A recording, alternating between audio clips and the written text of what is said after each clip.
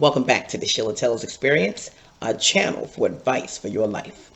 And today's topic is going to be on how we enter relationships.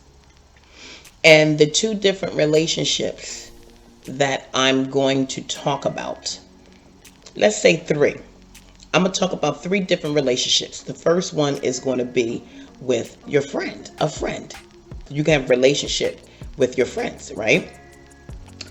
When you enter a friendship, it is innocent. There's not that much judgment. There's not that much expectations. It's not that much expectations. We're free. We're open. We're spontaneous. And the people that become your good friends, they know a lot about you. They know what your favorite music is. They know where you like to eat, and you go out with them, and you go home, and everything is fine. You're not expecting them to really kind of like be there for your misunderstanding. You may call them for their opinion about certain things, but we don't expect too much out of our friends like that. We just expect to have a good time with our friends. And if we're sad, we expect them to be there to listen to us and maybe help us find a solution, right? So that's pretty cool, right? So now let's go to the second relationship. The second relationship could be like a sibling or like a cousin or auntie or something like that. That relationship is free too. You trust it a lot more because you develop over the years of living together, with family gatherings, birthdays, and so on. So your relatives that you have a friendship with or closeness to, it's a lot different than a friend. Sometimes you can be closer to the friend than you can be with your sibling or your cousins, etc. But it's a little bit more sensitive because they know more about your life. Your friends, you let them know what you want them to know, and your family knows things that you don't even know. Okay, and it's a little bit more sensitive, and I'm not going to say that it's bad, but it's still loving. But there's really, it's a little bit more expectation because it's family. But it's the type of expectation where it can fall into a disrespect if the expectations are not met. And it shouldn't be that way.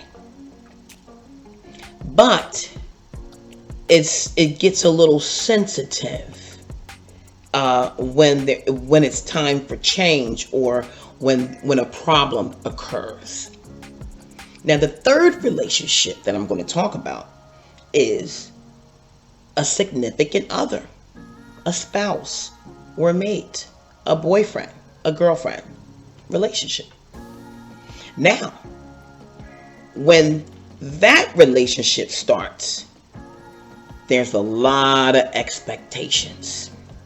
The expectations are so high that most people don't make it past a date, or they don't even make it past the official we together. Okay? And it's because there's so much more expectations, the way the person look, the way they talk, the way they sound, the color of their skin, how long their hair is or how short their hair is, and what texture is their hair. And if they're tall or short, or if they're skinny or fat, or if they have money or not. There's so many different expectations. In this type of relationship, you actually become one with the person. But there's more to be expected.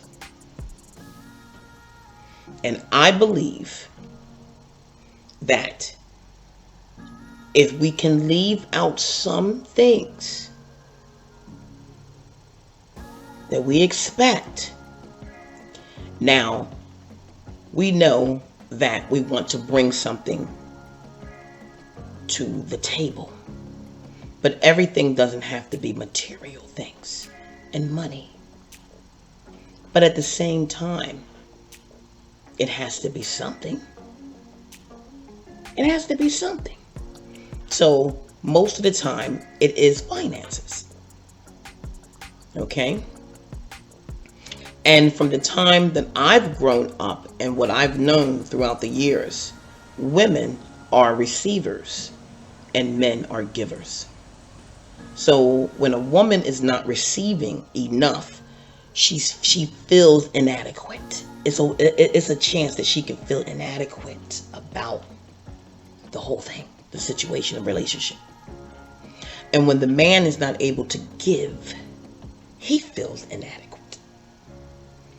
Because this is something in him naturally to do. But we have turned it around and used it for evil. We turned it around and we used it for our own benefit. We turned it around and we used this important relationship for mankind. And we took it and we used it against one another.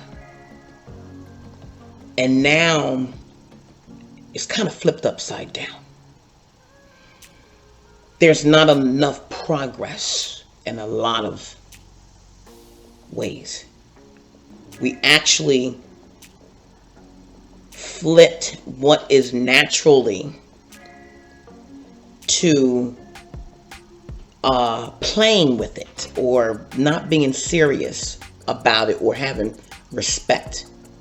And not to say that the man has to come in and give the woman his all of his money in the bank or all his car. Like, here, you have my car, take it to work. I'm not talking about that. You work, you come together, you develop, you have the fun like you had with your friendship in the beginning, like your girlfriend, you hanging out, okay? And then you go into the cousin part and the relative part. You go into that part. You know, develop something first to see if this is where you want to be.